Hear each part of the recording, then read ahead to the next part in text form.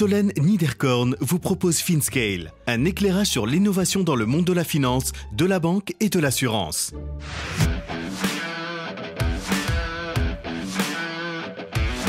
Humaniser la tech grâce au sport.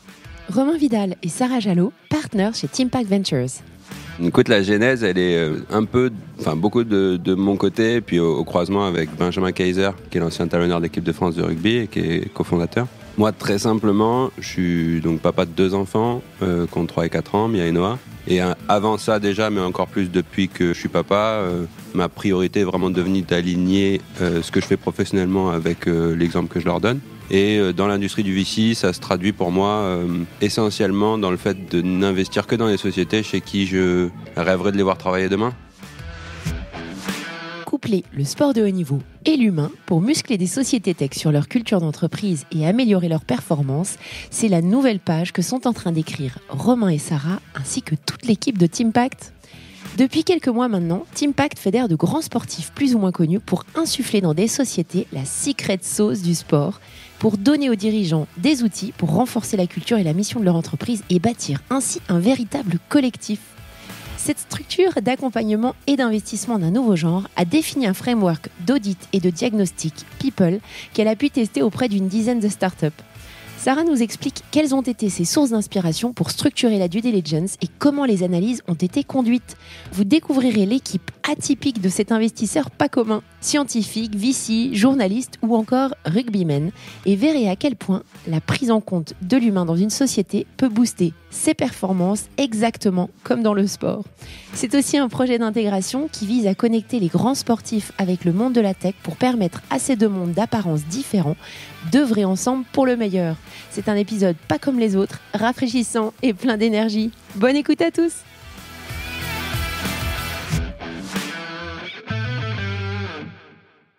Bonjour à tous, bonjour Romain, bonjour Sarah. Bonjour Solène. Bonjour Solène.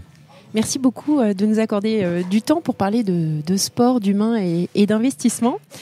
Est-ce que je pourrais, s'il vous plaît, vous demander de vous présenter à nos auditeurs ? Donc moi, je m'appelle Romain Vidal, j'ai 37 ans, je suis marié, j'ai 2 enfants, j'habite à Marseille depuis 5 ans maintenant. Je suis entrepreneur à l'origine, j'ai monté une société d'affiliation sur Internet quand je faisais mes études à l'EDEC, à Nice, on en parlait. Mmh. Tout seul, sur un week-end et sans argent, mais j'ai eu pas mal de chance, ça a bien marché. J'ai fait 3 millions de chiffres d'affaires en 3 ans, j'ai revendu. En 2010, j'ai participé à la création d'un fonds qui s'appelle Caporn, sur lequel on a levé près de 200 millions d'euros et fait une 50aine d'investissements. Et l'été dernier, j'ai quitté Caporn parce qu'on a vendu à une société qui s'appelle Anaxago pour créer Timpact avec Sarah et 7 autres personnes m'incluant. Voilà. Merci. Sarah ? Je m'appelle Sarah Jalot, j'ai 25 ans, je suis franco-britannique et je suis ancienne escrimeuse de haut niveau, mais chez les jeunes. Et donc je viens d'être diplômée en data science entre l'IX et HEC, où j'ai fait mon mémoire de fin d'études sur le sujet sur lequel je bosse aujourd'hui. Donc sur comment on mesure la performance extra-financière des boîtes et comment on fait pour que ça impacte les décisions d'investissement d'une façon utile et actionnable. Parfait. Alors Romain, je me tourne vers toi et j'aurais aimé que tu nous expliques un petit peu la genèse de Timpact, qui était All Impact avant. Oui, qui a été A-Team au début, All Impact ensuite et Timpact aujourd'hui. A-Team, ça n'a pas plu aux autres et All Impact, on s'est fait attaquer par le comité international olympique. On a dû changer. Écoute, la genèse, elle est beaucoup de mon côté, puis au croisement avec Benjamin Kaiser, qui est l'ancien talonneur de l'équipe de France de rugby et qui est cofondateur. Moi, très simplement, je suis donc papa de 2 enfants, qui ont 3 et 4 ans, Mia et Noah. Et avant ça déjà, mais encore plus depuis que je suis papa, ma priorité est vraiment devenue d'aligner ce que je fais professionnellement avec l'exemple que je leur donne. Mmh. Et dans l'industrie du VC, ça se traduit pour moi essentiellement dans le fait de n'investir que dans les sociétés chez qui je rêverais de les voir travailler demain. Mmh. J'ai toujours eu ce sentiment un peu qu'il y avait une des conséquences du VC, c'est qu'on participait à créer des boîtes qui n'étaient pas forcément des boîtes chez qui il fait bon vivre. Mmh. Et ça crée des problèmes. Et vu l'ampleur que prend la tech et le nombre d'emplois que ça crée, effectivement, je pense que c'est un vrai sujet, au même titre que l'environnement, l'épanouissement des gens même en termes de productivité, etc., c'est quand même un gros sujet. Les gens, a priori épanouis, sont bien plus productifs. Donc sur le plan même macroéconomique, c'est un vrai enjeu. Et avec Ben, Ben lui est... que tu connaissais comment qui était un copain? Non, il avait mis un ticket en tant que business angel dans une société d'influence marketing qui s'appelle Call Square, et moi j'avais l'idée la série A. Moi j'ai toujours été passionné d'athlètes, enfin de gens qui performent en dehors du business. Donc ça peut être des athlètes, ça peut être des pilotes de chasse, ça peut être des chefs de cuisine. Et lui, c'est vraiment là où il a excellé, surtout il a fait 16 ans de rugby pro, et sur la fin, là où il a excellé, c'est vraiment dans cette capacité à créer des collectifs qui sont indestructibles, qui sont capables de gagner à très haut niveau dans la durée, dans tous les méthodes, les rites, les secrets, les ateliers qu'on peut faire dans ces équipes pour créer ce sentiment d'appartenance, cet amour du maillot, ce collectif qui se serre les coudes. Et on s'est retrouvé là-dessus, sur une logique de faisons des boîtes saines, people first, et utilisons cette secret sauce de certaines équipes de sport de haut niveau et amenons-la dans la tech pour avoir des boîtes qui ressemblent plus aux All Blacks qu'au PSG. Merci pour l'image. Alors, l'objectif principal de ces fonds de VC, c'est quand même d'apporter de la performance aux investisseurs qui sont derrière, aux LPs. En quoi concrètement, parce que là on parle de valeur, mais de manière chiffrée, en quoi ce parti pris sur le sport et l'humain peut efficacement ou pas apporter de la performance chiffrée aux investisseurs? C'est un pari qu'on fait. Alors nous, il y a cette conviction personnelle, et puis il y a une réalité du terrain qui est que les gens qui arrivent aujourd'hui sur le marché du travail choisissent leur job sur des critères qui sont bien différents de nous, par exemple, il y a 15 ou 20 ans. C'est moins la ligne sur le CV, c'est plus la fierté que j'ai. On parle beaucoup de meaning, de purpose, etc. Et c'est une réalité, je pense, on en parlait là, même les jeunes dans l'équipe. Effectivement, on voit bien que leurs convictions, leur engagement sont très différents.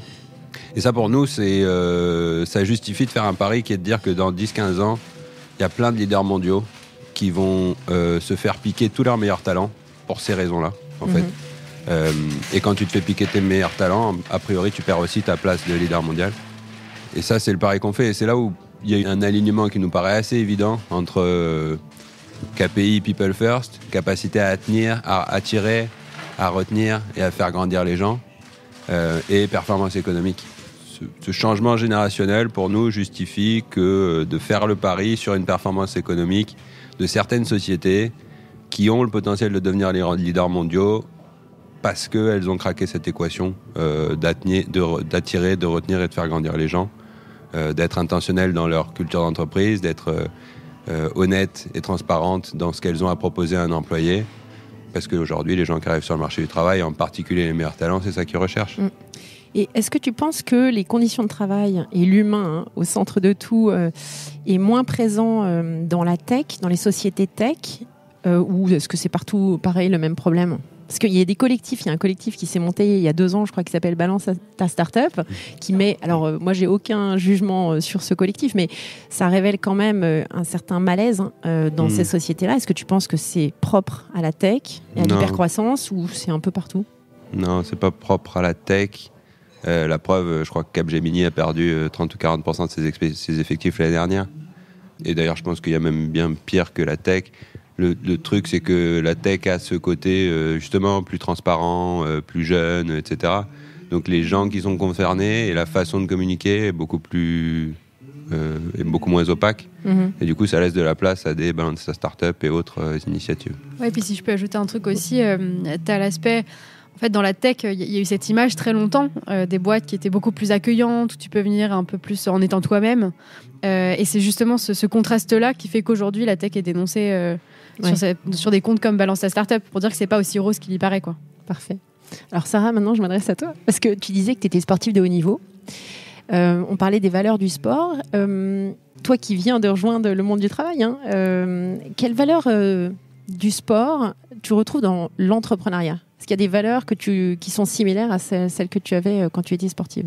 Ouais, alors si je devais en citer qu'une, ce serait vraiment la résilience, qu'on pourrait renommer en la capacité à continuer à s'entraîner malgré des résultats différés.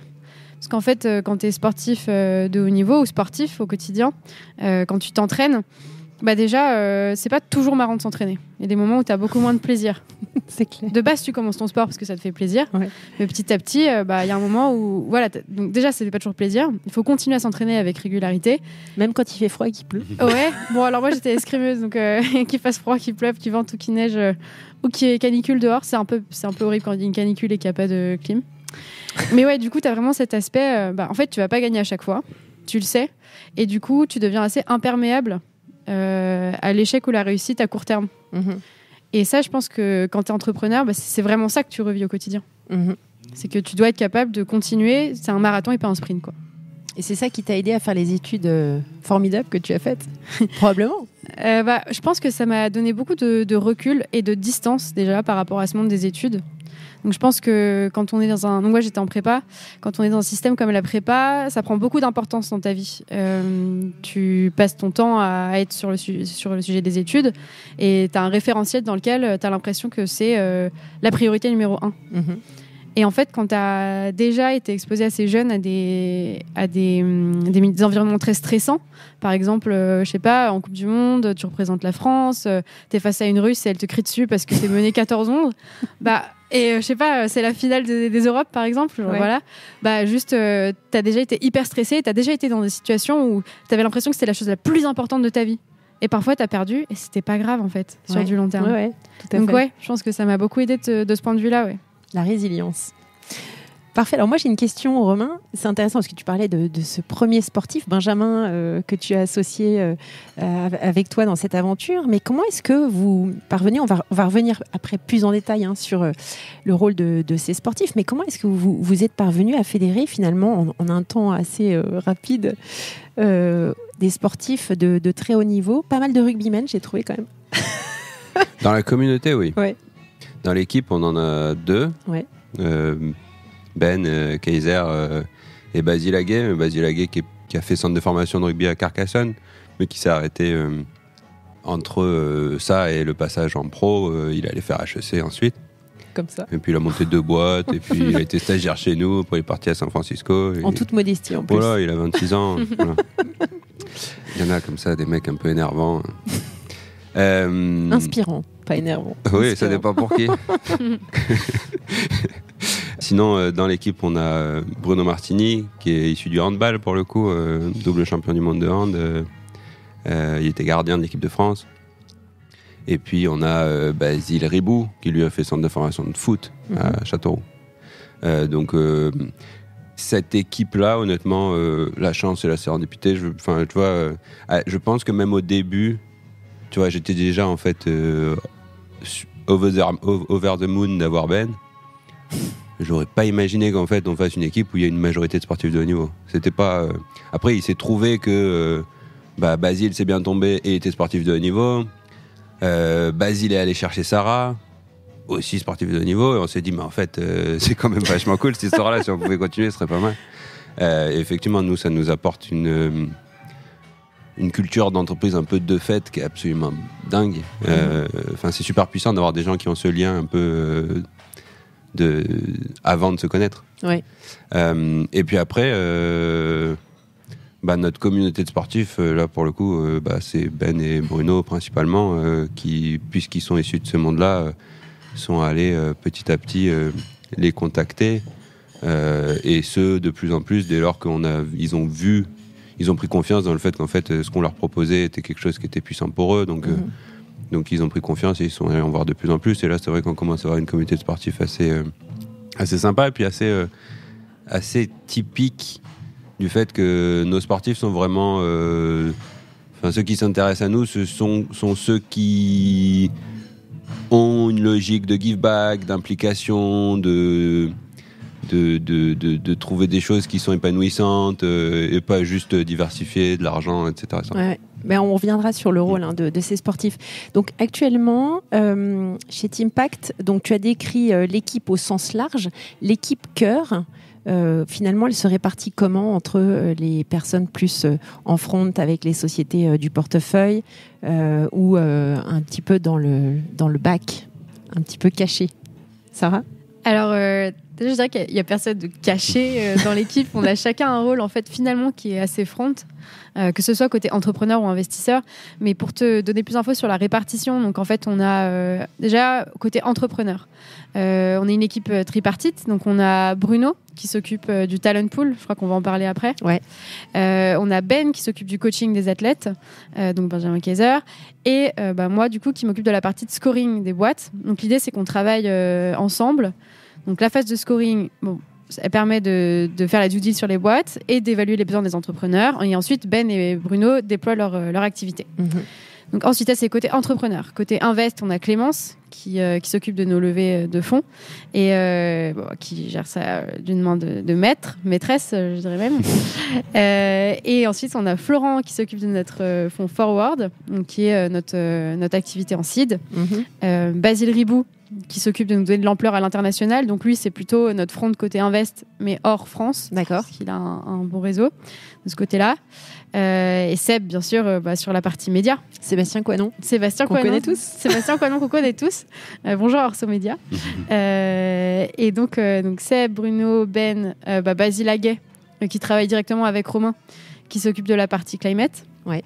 Donc nous, on a une verticale climate très marquée. On va en parler après, je pense, sur les boîtes déjà un peu à mission. Mais le climat, du coup, c'est jusqu'à 50% de nos invests dans ce qu'on veut faire. Et puis je crois que c'est tout, Romain. J'ai oublié quelqu'un ? Non. C'est bien en un an, dis donc. Même pas ? Ça fait combien de temps que vous existez ? La boîte a été créée en novembre dernier. Ah ouais. Oui. Donc, 5 mois ? 5 mois, oui. Alors, on avait commencé un peu avant, mais oui, le gros de l'équipe est arrivé en fin d'année dernière, début de cette année.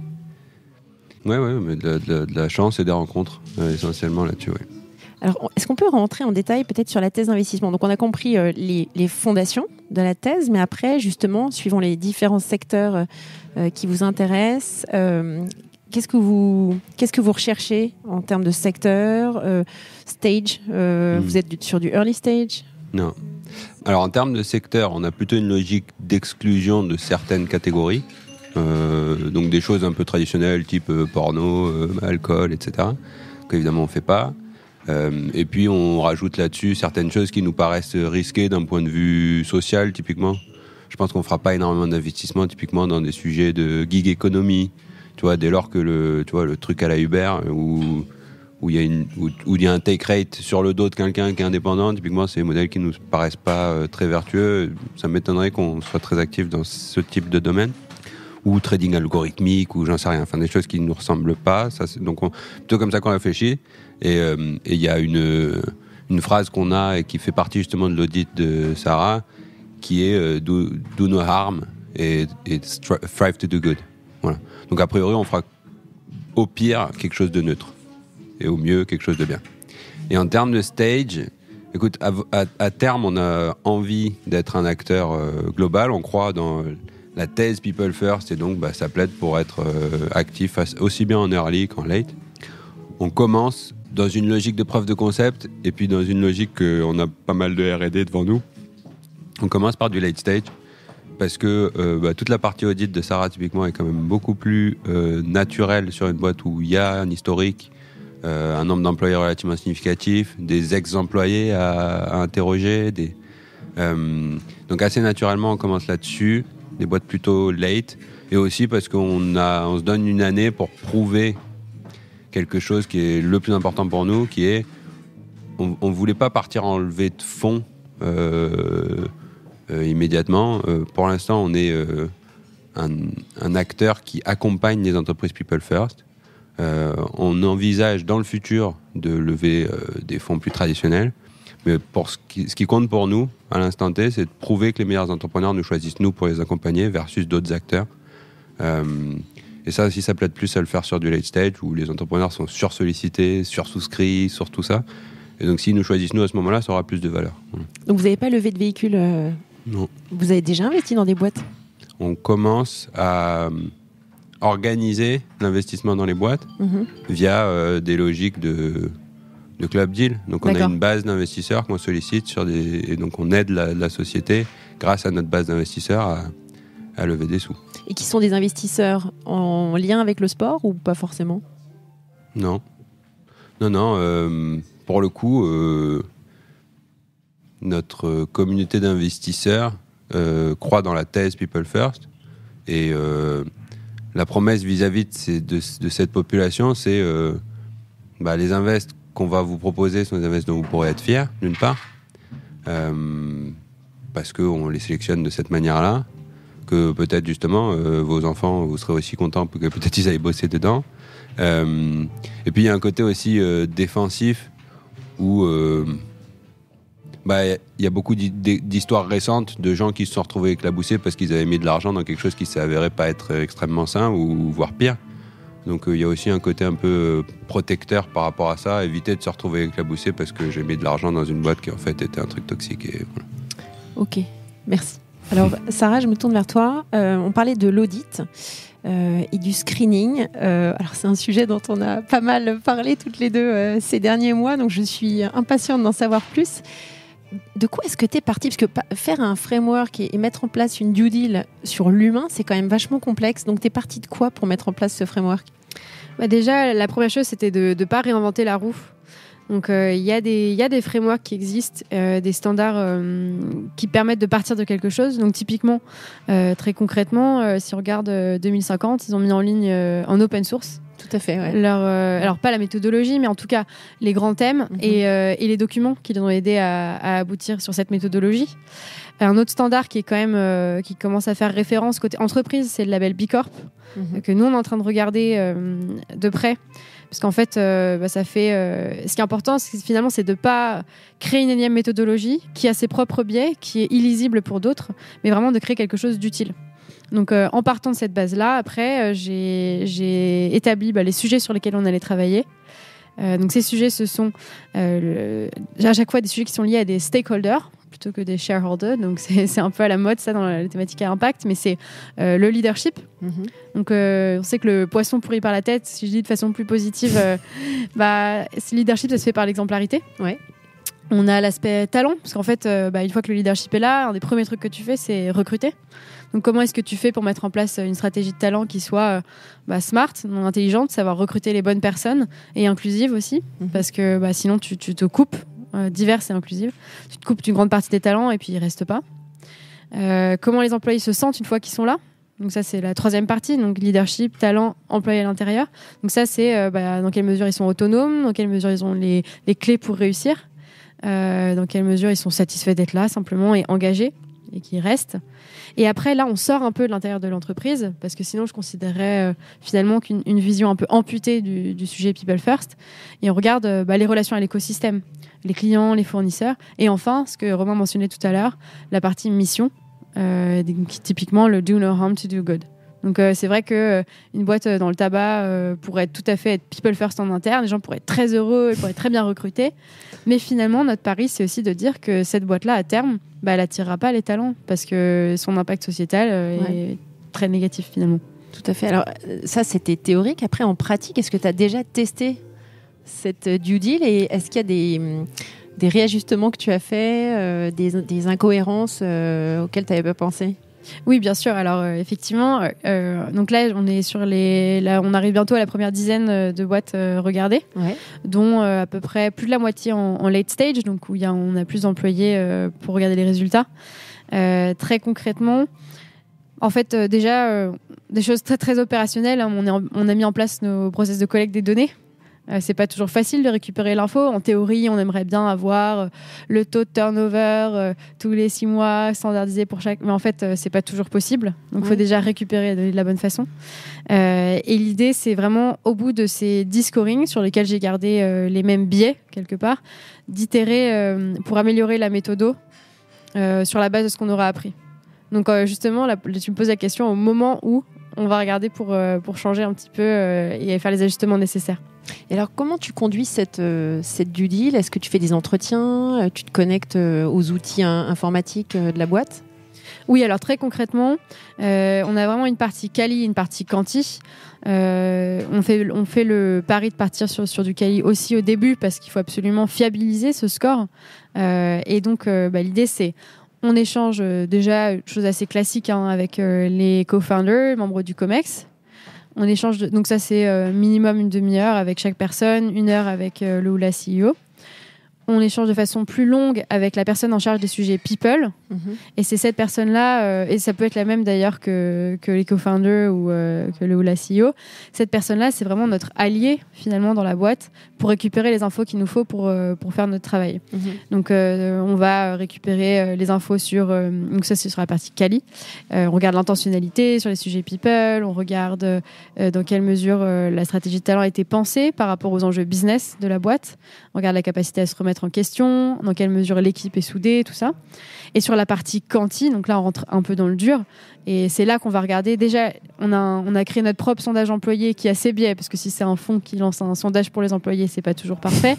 Mais déjà, on se base, quand l'entreprise a collecté des infos, on se base sur le taux de satisfaction, sur le taux d'engagement, la satisfaction avec les managers, le sens dans le job. On a des questions assez précises en fait sur un certain nombre d'items. Et qu'en fait, on construit une base de données finalement où on peut comparer d'une entreprise à une autre. Parce que c'est souvent un sujet dans les RH. C'est mais comment je fais pour comparer ma boîte à une autre boîte, parce que je ne sais pas quels sont les résultats des autres. Du coup, nous, on a accès à ces infos-là, et même si notre sondage est biaisé, par exemple, on est capable d'établir des comparaisons. Donc ça, c'est sur la partie collecte de sentiments, employee sentiment. Et sur la partie très concrète, on regarde la base de données salariés. On voit les salaires, l'évolution des salaires dans le temps, les promotions internes, externes, le budget de recrutement, tout ce genre d'infos qu'ensuite on va traiter, notamment rapport aux enjeux business de la boîte, pour faire notre diagnostic. J'ajoute simplement un truc, c'est que vraiment l'esprit de ce diagnostic, de ce score, c'est qu'il soit lisible et actionnable. Et donc l'esprit, c'est vraiment de dire, déjà on fait une restitution aux entrepreneurs à chaque fois, une restitution dans le détail, où tu vois sur chaque sous-hypothèse, en fait on s'en fiche que tu aies 3,5 sur 5 ou 4 sur 5, pour toi je veux dire entrepreneur, parce que ça te dit rien. Mais tu veux savoir pourquoi, sur quels items et quelles sous-hypothèses. Donc à chaque fois, c'est le début de la conversation avec l'entrepreneur. Et nous, ça nous permet ensuite de déployer notre boîte à outils avec Benjamin Kaiser et Bruno Martini. Top. J'allais venir à ça, parce qu'en fait, si tu fais passer le screening à toutes les boîtes, il n'y en a aucune qui est 100% people first. Donc il y a forcément des marges d'amélioration, et ça, c'est formidable. Et c'est là que vous intervenez. C'est là que je trouve le concept génial, puisque vous avez des coachs qui accompagnent ces boîtes. Alors déjà, quel rôle vous leur donnez ? Comment est-ce qu'ils se positionnent par rapport ? C'est quoi la volonté pour vous de positionner ce coach par rapport au CEO ? Comment est-ce qu'il va concrètement s'y prendre pour l'aider à transformer certains éléments dans sa boîte qui ne sont pas encore optimaux ? Alors déjà, il y a un truc très important que tu as dit. Effectivement, personne n'est 100% people first. Je ne pense même pas que ce soit un concept qu'on puisse appréhender, ce côté 100%. Nous, ce qu'on veut, c'est travailler avec les boîtes qui sont les plus intentionnelles sur le sujet et typiquement leur donner les moyens d'être bons. Parce que ça commence par avoir très envie et ensuite il faut des méthodes, il faut des choses concrètes. Nous, on est là pour apporter des choses concrètes à des gens qui ont très très envie. Voilà. Et Sarah, dans sa façon de regarder les choses, elle regarde l'intentionnalité des dirigeants beaucoup plus que le point d'arrivée. Parce que le point d'arrivée, de toute façon, c'est une photo, c'est pas un film, quoi. Le rôle de Ben et Bruno, il est central. Effectivement, après le travail de Sarah, on identifie des points faibles sur lesquels, justement, ça peut valoir le coup de bosser, surtout en ce moment où le marché du travail est quand même assez tendu. Ben, c'est assez hands-on et assez dans la durée, puisqu'il prévoit quand même un accompagnement qui dure entre 6 et 12 mois.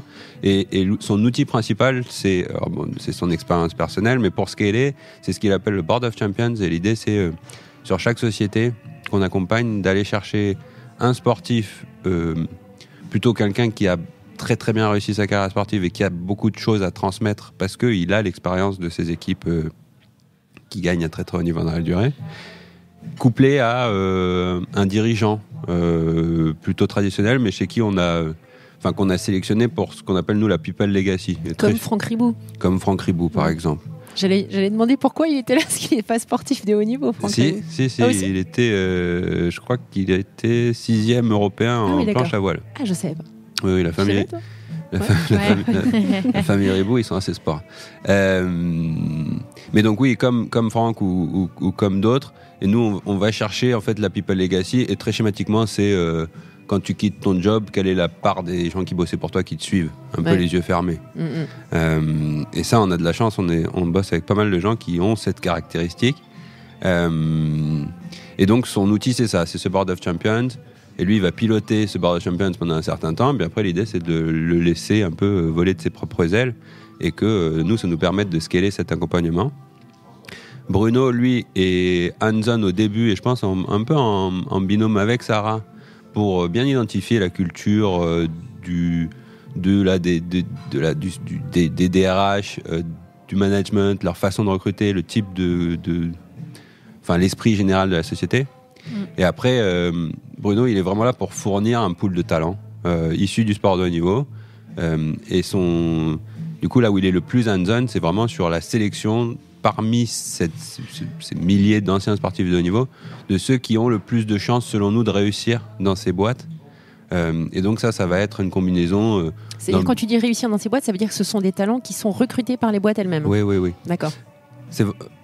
Il y a vraiment une espèce de partage, alors même si au milieu la frontière peut être un peu floue, mais il y a un partage entre Ben et Bruno où Ben travaille vraiment avec des gens qui ont très bien réussi dans le sport et qui souvent ont gagné de l'argent et sont dans une position où ça fait du sens pour eux de devenir advisor, etc. Là où Bruno va s'occuper des 99% d'autres en fait, qui soit ont bien réussi mais dans des sports non rémunérateurs, soit ont, comme plusieurs dans l'équipe, arrêté avant d'être pro, etc., qui savent ce que c'est que le sport de haut niveau, qui ont les traits, les soft skills que nous on recherche, mais qui ont besoin d'un job, quoi, qui ont 25, 30 ou plus, et qui ont besoin d'un job, parce qu'il faut s'épanouir dans la vie, puis il faut gagner de l'argent. Et nous, on pense qu'il y a une manne sous-exploitée de ce type de profil qui peuvent faire des super employés de start-up.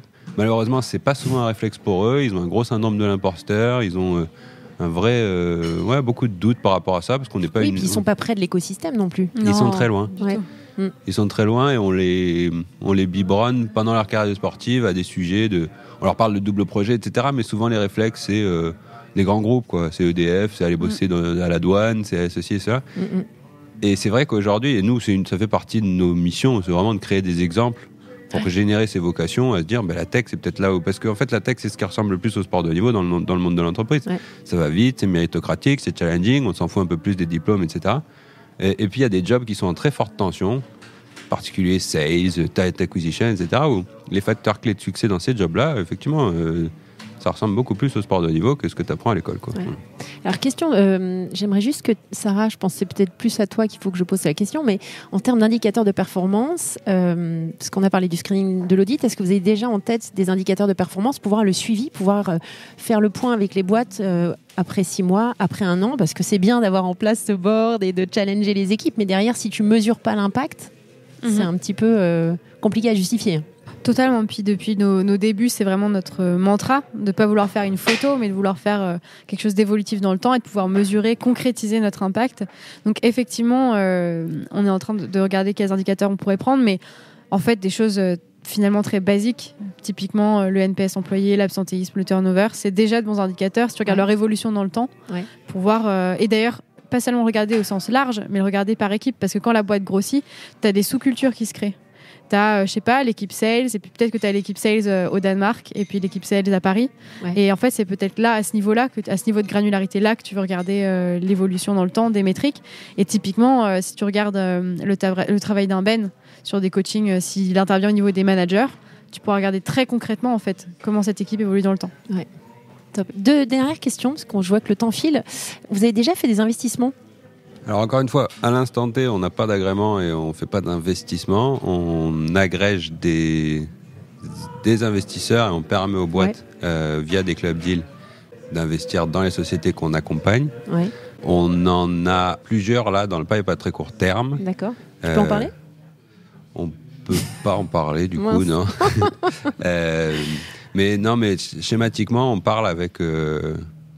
les boîtes, on a commencé par la France, même si on a vocation à élargir ça le plus rapidement possible. Mais on parle avec les boîtes en France qui sont les usual suspects de belle réussite, un peu grâce à la culture. Et là-dessus, en France, il y a quand même pas, il y en a pas 50 qui sont connus pour la culture qu'ils ont créée. Tu penses à qui? Ben, je peux pas te dire du coup, mais Ouais, tu peux rien dire. Je pense que les gens déduiront assez facilement ça sur le late stage. Mais je pourrais faire une liste un peu plus large peut-être pour te donner un exemple. Mais effectivement, des boîtes comme Alan, des boîtes comme Back Market, des boîtes comme Welcome to the Jungle, des boîtes comme Batch, Open Classrooms, etc.